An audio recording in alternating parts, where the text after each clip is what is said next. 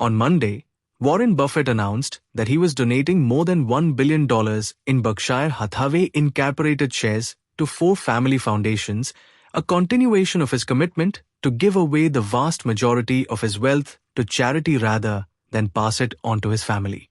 With the announcement, Buffett put out a memo that was less about the nuts and bolts of the donation than the importance of getting your affairs in order at the end of your life.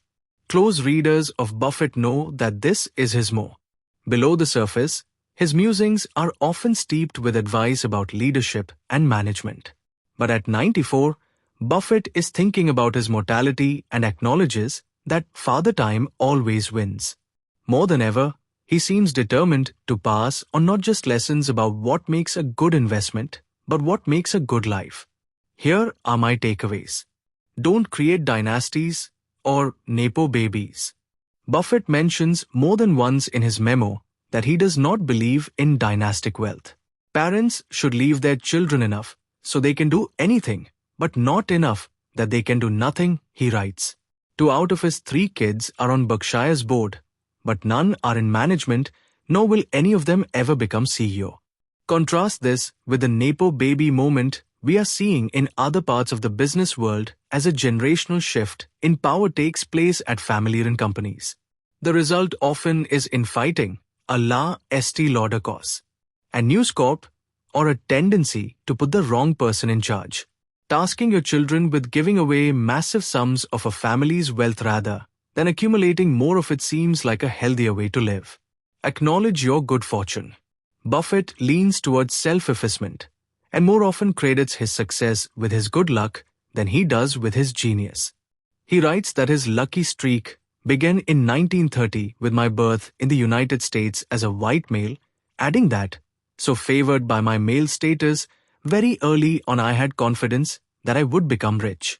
This mentality, that his lot in life has had an outsized impact on his prosperity, is what's motivated him to pass along his wealth to others who were given a very short straw at birth.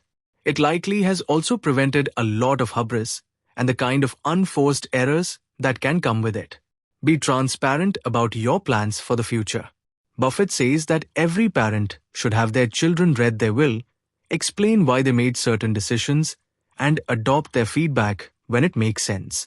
I saw many families driven apart after the posthumous dictates of the will leave beneficiaries confused and sometimes angry, he writes.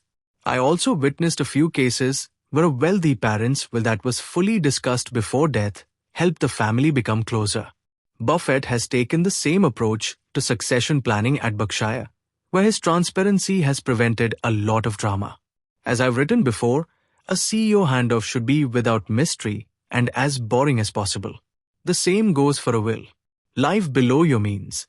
Buffett has long extolled the magic of compounding, describing it as akin to a snowball rolling downhill, picking up speed and mass.